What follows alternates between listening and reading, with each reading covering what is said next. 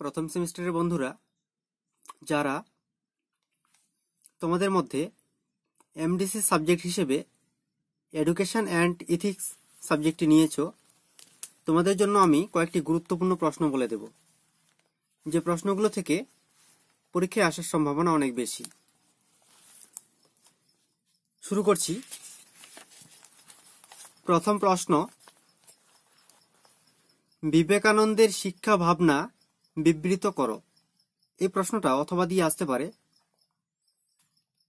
স্বামী বিবেকানন্দের শিক্ষা সংক্রান্ত ধারণা সম্বন্ধে আলোচনা করো। এই প্রশ্নটি অন্যভাবে ঘুরিয়ে দিতে পারে, সেটিও বলে দেই কিভাবে আসতে পারে। স্বামী বিবেকানন্দের শিক্ষা সংক্রান্ত ধারণা সম্বন্ধে আলোচনা করো। পরের প্রশ্ন, এরিস্টটলের শিক্ষাদান পদ্ধতি সংক্ষেপে লেখো। অর্থাৎ এরিস্টটল সম্পর্কে একটি প্রশ্ন আসার সম্ভাবনা আছে। পরের প্রশ্ন, নৈতিক শিক্ষা সম্পর্কে লেখো। অর্থাৎ নৈতিক শিক্ষা সম্পর্কে তুমি কি জানো তা লেখো। পরের প্রশ্ন, গীতার প্রচারিত নিষ্কাম কর্মের আদর্শ আলোচনা করো। এই প্রশ্নটি খুবই গুরুত্বপূর্ণ। গীতার প্রচারিত নিষ্কাম কর্মের আদর্শ আলোচনা করো। পরের প্রশ্ন, বৌদ্ধ দর্শনে অষ্টাঙ্গিক মার্গ সবিস্তারে আলোচনা করো। এই প্রশ্নটিও খুবই গুরুত্বপূর্ণ। পরের প্রশ্ন, বেন্থামের পরিমাণবাচক উপযোগবাদ সম্পর্কে লেখো।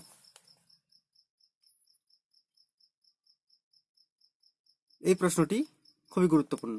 পরের প্রশ্ন, জন স্টুয়ার্ট মিলের উপযোগবাদ সম্পর্কে বিস্তারিত আলোচনা করো। এই প্রশ্নটা এভাবে আসতে পারে, বেন্থামের পরিমাণবাচক উপযোগবাদ সম্পর্কে লেখো। এর সঙ্গেই জুড়ে দিতে পারে এই প্রশ্নটিও, জন স্টুয়ার্ট মিলের উপযোগবাদ সম্পর্কে বিস্তারিত আলোচনা করো। যদি এভাবে দুটো প্রশ্ন জুড়ে দেয় তাহলে প্রশ্নের মান আলাদা রকম থাকবে, আর আলাদা আলাদা করে দেওয়া থাকলে তো আলাদা রকম থাকবেই। পরের প্রশ্ন,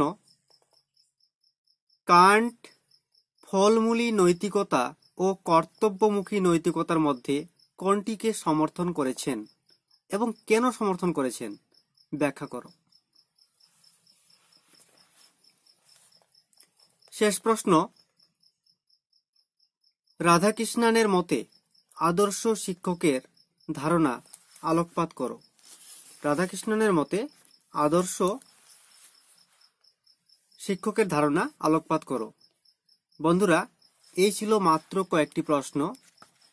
এই প্রশ্নগুলো তোমরা যদি ভালো করে পড়ে যাও, আশা করি কমন পেয়ে যাবে। ভিডিওটা সম্পূর্ণ দেখার জন্য ধন্যবাদ।